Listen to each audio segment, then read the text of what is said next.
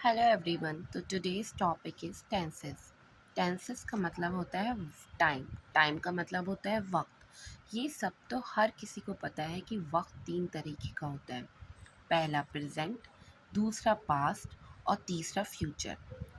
Present tense मतलब जो अभी हो, पास्ट मतलब बीत चुका और फ्यूचर मतलब आने वाला।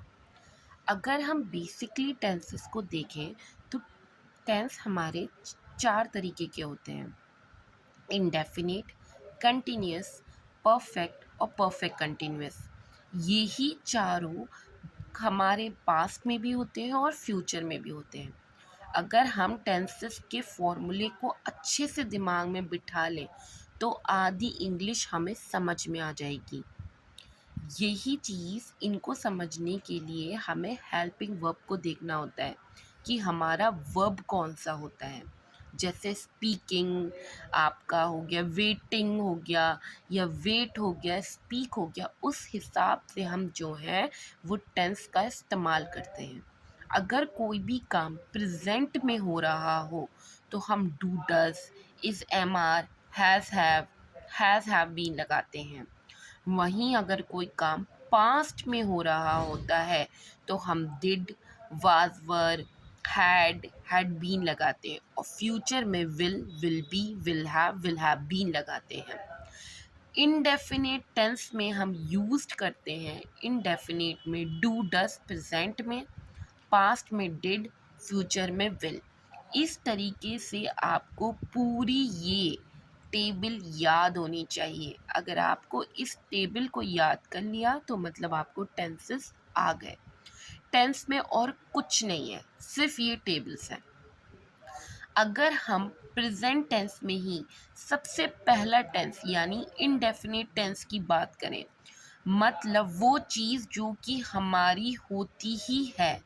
मतलब मैं उठी एट 7 AM, मैं किसी की मदद नहीं करती, मतलब वो प्रेजेंट में ही चलता है। आई गो टू स्कूल, मैं स्कूल जा रही हूँ, मतलब आई गो टू स्कूल। तो हमारा फॉर्मूला हमेशा सब्जेक्ट, वर्ब की फर्स्ट फॉर्म और ऑब्जेक्टिव होगा। अब हमें पता है यहाँ पे गो लग रहा है, ठीक है, तो हम यूज करेंगे आई। ठीक है, तो पता चल जाएगा हमें कि ये इनडेफिनेट है। दूसरे हाथ पे अगर हम बात करें तो हमारा आता है कंटिन्यूस। तो कंटिन्यूस का फॉर्मूला होता है subject plus is, am are plus verb की third form plus objective. Continuous tense का मतलब होता है जो चीज़ कंटिन्यू चल रही हो। जैसे कि I am going to school, she is dancing. और याद रखिए, आर हमेशा हमारा प्लूरल के साथ आता है, यानी दे आर वेटिंग। ये नहीं होगा हमारा शी आर वेटिंग, नहीं, हमेशा प्लूरल, मतलब बहुत सारे लोगों के लिए हमारा आर का इस्तेमाल होता है। इसके अंदर ये है कि अगर आप सब्जेक्ट आपका सिंगल है तो आप एम का इस्तेमाल करेंगे, शी या ही है तो इट है तो आपका इसका इस्तेमाल करेंगे, और आपका दे है, देयर है, तो आप आर का इस्तेमाल करेंगे। वर्ब की थर्ड फॉर्म को देखते हुए आप ये चीज़ यूज करेंगे। नेक्स्ट आता है आपका परफेक्ट टेंस। परफेक्ट टेंस हमारा होता है सब्जेक्ट हैव प्लस वर्ब की थर्ड फॉर्म प्लस ऑब्जेक्टिव। जैसे I have completed my study, I have completed my subject, I have completed my work. तो ये सब क्या हो गया, ये हमारा परफेक्ट टेंस हो गया। मतलब जो चीज़ हो चुकी हो तब हम बात करते हैं, मतलब प्रेजेंट में ही हो चुकी हो तब हम परफेक्ट टेंस का इस्तेमाल करते हैं।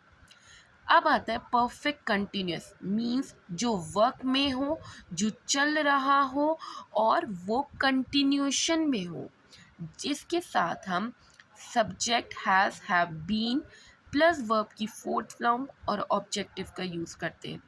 और इसमें यूज्ड होता है सिंस या फॉर बिफोर टाइम। जैसे I have been waiting for you since morning, I have been speaking English, I have been waiting for my colleague since morning. या फिर मैं इंग्लिश बोल रही हूँ, I have been spoken English since for 2 days. I have spoken English. I have been speaking English for 2 days. बस इसी तरीके से आपको इस टेबल को बहुत अच्छे से याद करना है कि प्रेजेंट में क्या लगेगा, पास्ट में क्या लगेगा और फ्यूचर में क्या लगेगा। और इस फॉर्मूले को यूज करते हुए, वर्ब की थर्ड फॉर्म को देखते हुए आपको अपने टेंसेस का यूज करना है। आज के लिए इतना ही। कल हम पढ़ेंगे पास्ट टेंसेस को, देन फिर हम फ्यूचर टेंसेस के बारे में बात करेंगे। आप धीरे धीरे करके ही इसके टेंसेस को याद करिए, वरना एक साथ आप लोग बहुत कंफ्यूज्ड हो जाएंगे। Thank you. Have a nice day.